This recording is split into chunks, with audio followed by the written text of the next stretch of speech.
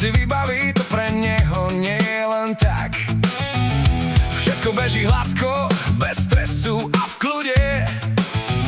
S ním sa nám vždy dobre pracovať bude.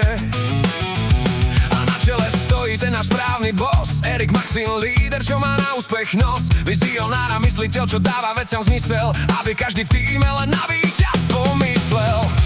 Všetko najlepšie dnes vám chceme prijať, aj keď sa nám nevždy musí všetko dariť.